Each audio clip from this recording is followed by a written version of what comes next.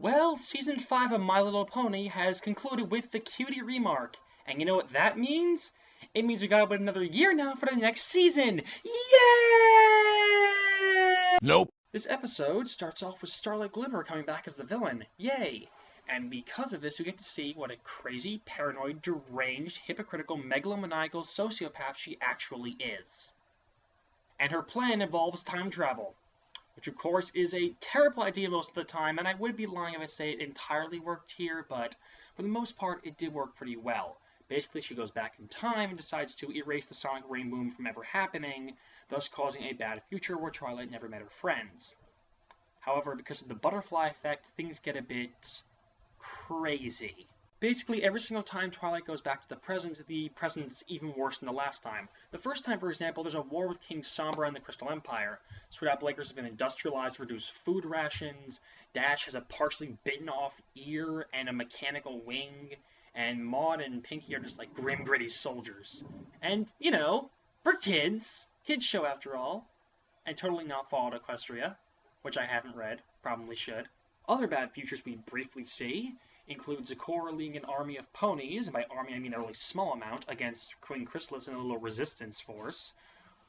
We see Nightmare Moon in control of Equestria with Celestia banished to the moon, and then we briefly cut to things like Tirek and other such things for very brief amounts of time for simple one-scene gags. And Starlight's just like, I'm enjoying myself. But then it gets kind of sad. Like, really sad. You see, the final bad future is nothing. Nothing but a barren, blasted wasteland with no plant life, aside from a dead tree you can see, and lots of dust and wind. And then Starlight decides to dislodge her backstory upon Twilight after, they go back in time again. And I gotta say, it was not very satisfying. You see, her hatred of cutie marks and thinking that they break up friendships comes from the fact that when she was a child, her friend, whose name escapes me at the current moment, got his and then went off to Celestia's school and she never saw him again. And she didn't make any more friends because I don't really know. So of course, because of this, Twilight talks some frickin' sense into her and she gets redeemed. However, unlike Diamond Tiara's redemption and Crusaders of the Lost Mark, I didn't really find this one to be all that satisfying, and I wish she just kind of had some punishment or comeuppance for what she did. But then again, it's time traveling. You really can't punish someone who did something that really, by all means at that point, never actually happened. Which is rather bothersome. But other than Starlight's mediocre backstory, this episode? Awesome.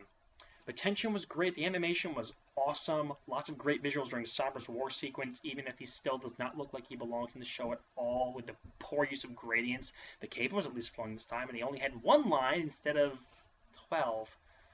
But still, Chrysalis appeared and was mentioned by name this time, which was really nice, with the Zecora segment. Tirek was just there, whatever. Nightmare Moon was fun to see again, and the fact that she banished Celestia to the moon. Maybe think of the thick Knight's Favorite Child, which you should definitely read.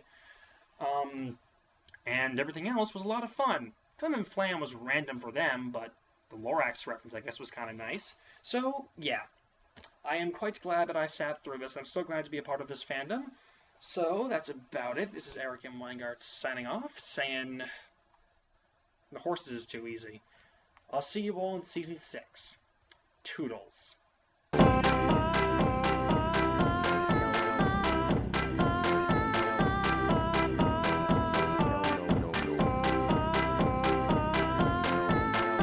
Equestria girls were kinda magical. Boots on whose bikinis on top. Nope.